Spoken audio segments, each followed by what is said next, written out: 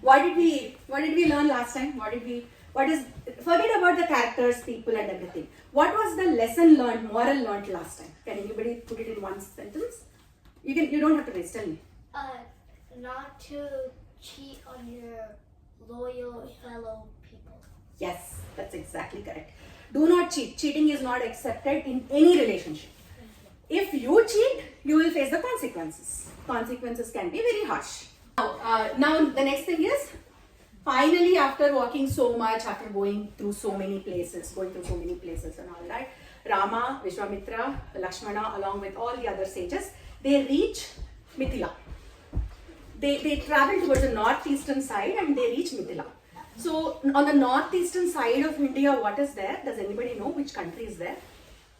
Probably you do not, because India, you may not be familiar with the India map. So India precisely looks like this. In the northeast, there's Nepal. Yes, something like this is what India looks like. Okay, this is Nepal. In the northeast, there's Nepal. This is in the Nepal. northwest, there's Pakistan. This is Pakistan. There was no Pakistan back in the day, because Pakistan was carved out only in 1947. Until 1947, there was no Pakistan. So everything, all this area was called Akhand Bharat. Okay, so this is Nepal, present day is Nepal.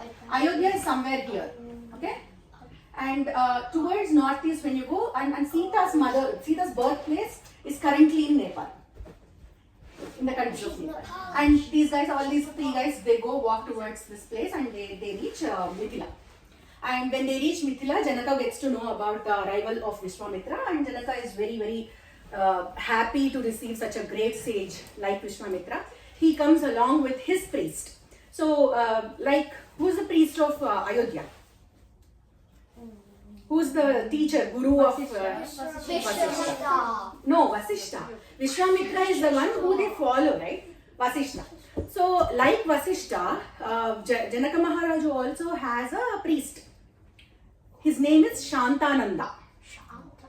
Shantananda. Along with Shantananda, Janaka Maharaju comes to the place where Viswamitra and all his people are staying. They stay in a cottage kind of a thing outside of the city of Mithila. He gets to know that, okay, these guys have arrived, so I need to go and receive them, because that is how they treat guests, right? So they go, they receive the Viswamitra and all the other people. And as they are talking, Janaka Maharaju is really, really curious to know who these two kids are, because if you remember, Rama did not get the invitation, right? Rama was not invited. He just joins Viswamitra because he wants to see the what is it? Shivadanu, Shiva's bow. So he wanted to see that. That is the reason he just joined Viswamitra in his coming to Mithila.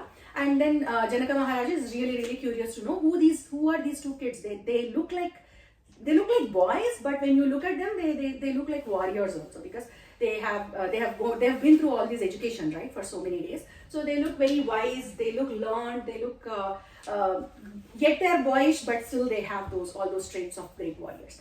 Then Viswamitra goes on to introduce these two boys to Janaka Maharaja and says that these are the princes of Ayodhya. And Janaka Maharaja is very, very, and he also tells him that, okay, they have come to see the Shivadanu that you have in your court. That's what they say. And Shantananda is extremely happy to meet with Rama. And when Viswamitra is narrating the details of Rama, he also tells Janaka Maharaj that, okay, these two kids who are like looking like boys, they actually fought off the demons and helped me finish my rituals, and they killed Maricha, Asubahu, and who's the other person? Tantaka. All the three demons were killed by these guys, and these are the teachings that I have given them. And on the way from my hermitage to your place, to Mithila, we encountered so many places, and in the hermitage of Gautama, we met with Ahalya, and Ahalya has been relieved of her so many years of, what is it? Curse. Then Shantananda is none other than the son of Gautama and Ahalya. So Shantananda is their son. So Shantananda is extremely happy to know that his mother is relieved of the curse. And now he also, Viswamitra also tells everybody that now Gautama and Ahalya, son of Ahalya and Gautama. And he is extremely happy to know that his mother and father reunited, and they are out of the curse, and they are living happily in their place. So he's very, very happy. So he tells a lot of dialogue, like there are so much speech that Shantananda himself gives and praises Rama for who he is. And then next class, or in the next week, we will know about the marriage of Sita and Rama, which is going to be very important, and we will celebrate that in our own ways. But this week, it is going to be mostly about the history of Viswamitra. It may be a little less interesting this week, but it is very important to know what Viswamitra went through his life, because Viswamitra's lesson teaches us one most important thing, that never deviate or divert yourself from your goal.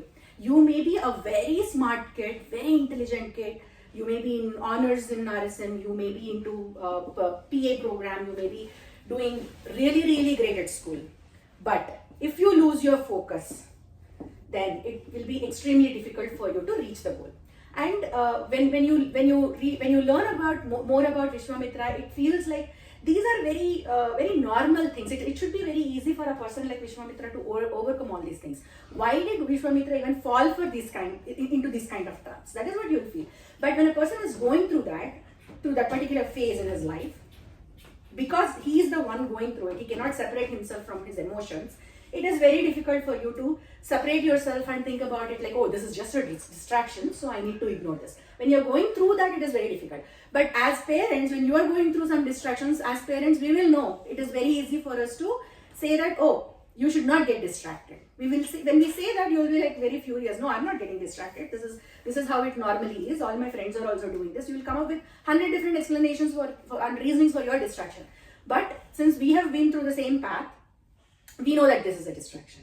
Or as an outsider, even though we did not, if we may or may not go through everything that you are going through in your life. But as people outside of that particular situation, we know for the fact that it is they are distracted, right? When you look at a second grader or first grader, you or Akshay or Vaishnavi, you guys know for the fact that whether they are focusing or whether they are putting their efforts in the right direction or not, or whether they are distracted by some, some kind of cartoons or some kind of Disney pictures, some kind of stickers. You know for the fact that, okay, whether they are distracted or whether they are focusing. Likewise, when you go through that, we will know whether you are distracted or whether you are focusing, right? So, that thing apart, we will just go through what Viswamitra went through in his life. So, Viswamitra is basically a king. He's not a Brahmin by birth. He's a Kshatriya. He is a king, and he is roaming around the world to learn more about the world and to see how his kingdom actually is, along with his huge battalion of army. It is called Akshauhini.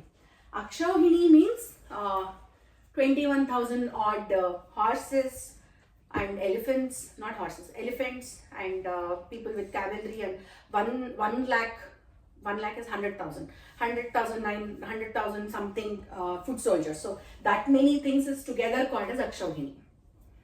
I can give you the exact numbers. I made a notes in my phone, but I'm recording with my phone. So I can give you the details if you want to, the exact numbers.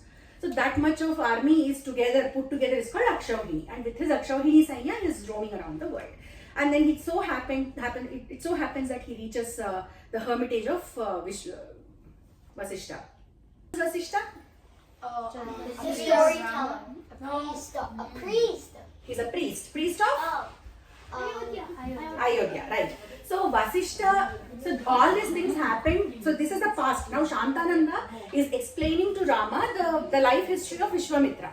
And all these things are happening way before Rama is even born. Like Dasharatha was also not born. Like so many years in the past this happened. So Vasishta, imagine the lifespan of Vasishta. Vasishta probably lived for a few thousand years, or probably he was alive through the entire Treta Yuga. He's immortal, I guess. Yeah. Vasishta immortal. He's Chiranjeevulo Paranukunta. I'm not 100% sure. I can check. So he goes on to live forever. That is. So what is the kingdom of Viswamitra? Which kingdom he? Viswamitra Kushi dynasty. Name of his kingdom I don't know. Wait. So Viswamitra's dynasty. Viswamitra's dad's name is Gadi. Okay.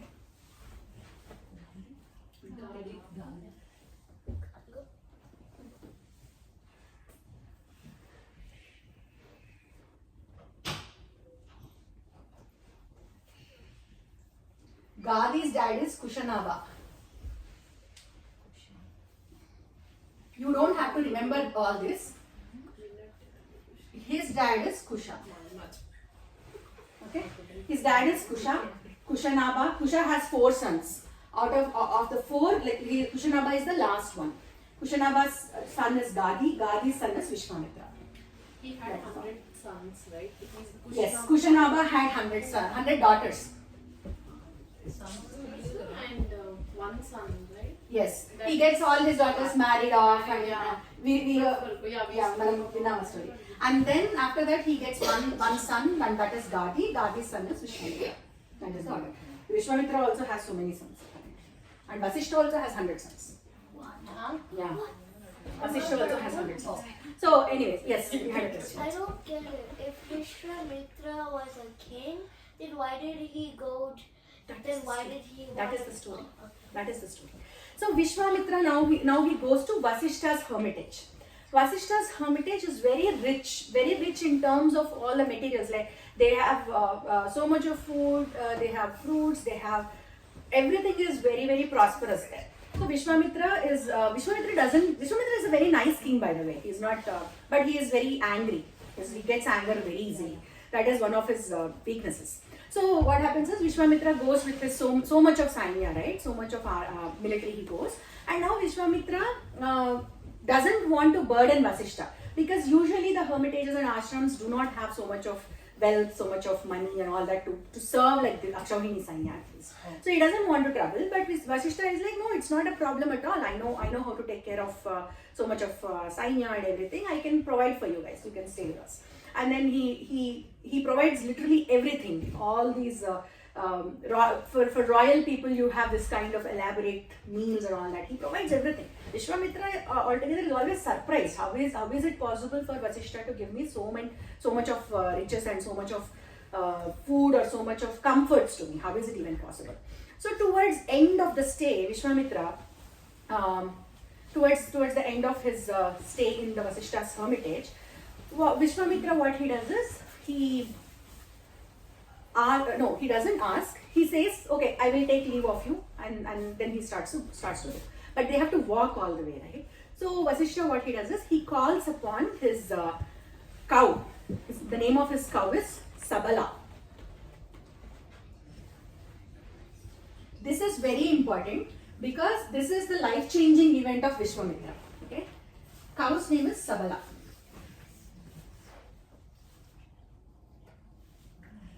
It is also referred to as Kamadhenu. Kamadhenu means something that gives you literally everything in the world. You ask for it, the cow gives you. Cow is so rich, Kamadhenu is so capable that this cow can provide for hundreds of people, thousands of people, hundreds of thousands of people. It can provide everything, not just milk. So what happens? Now Sabala is the one, now he gets to know, Viswamitra gets to know that, oh, all this food, everything that Vasishta has been providing to me is from Sabala, because Vasishta calls Sabala and he asks Sabala to provide food so that the people can carry with them while they are walking. They can take it with them and they can comfortably eat it. That was the idea. So when Viswamitra sees Sabala, he is like, oh my God, you have this kind of a cow? Please give it to me. I am the emperor, and having this kind of a position with a king is more important than some sage having it, because I'm the one who's supposed to be providing to the people, and if I have something like this, I'll be able to do it with much comfort. So give Sabala to me, he asks. Vasishta, obviously he denies. He says that without Sabala there is nothing in this hermitage. I cannot run this hermitage, and I cannot, every ritual that I do is dependent on Sabala, and if I give away Sabala, there is literally nothing for me. So here, Viswamitra is showing his greed, right? Greed is the quality that he is showing, and Viswamitra now has to, Viswamitra now goes through so much to overcome the greed. Yeah. Shreshth. Why can't the cow make another Sabala? Wow. Oh my God! Actually, why cannot Sabala make another Sabala and just give it to Viswamitra? Because I am thinking, this is my own thinking, it cannot do that, it should not be doing that, because Viswamitra is not deserving. He's just being greedy. If Vishwamitra was deserving, probably Vasishta got this Sabala from some gods. Vishwamitra would have, if he was deserving, he would have got it from gods too. So it's not appropriate for Vasishta to summon Sabala to go and create another Sabala. But your question is very valid and your question is very interesting, very, very nice question. I think that it's because I don't think the cow can make like other human beings. It can make human beings. Oh, You will get to know. You will get to know about that. I think it's because the cow can make like anything as magical as it already is. No. Maybe that is also another reason. And the I know. power when gets I know. scattered might be misused. I You know. never know. Yeah, that's true. Okay, so that is about Sabala. So Vishwamitra is asking for it and Vasishta is denying it, and they get into a conflict there. Vasishta will never give away, and then what they do? He has a huge army, right? So Vishwamitra asks his soldiers to go and drag Sabala. So they start dragging Sabala, and Sabala is so worried that okay, why is Vasishta doing this to me? Is Vasishta giving me away, or did I do anything wrong that Vasishta wants to get rid of me? What is going on? Sabala is so much worried. Then so much they try to drag her away, but she resists. She resists and goes and runs back to Vasishta, and she asks Vasishta, why is this even happening? Then Vasishta says, so Vishwamitra is the king.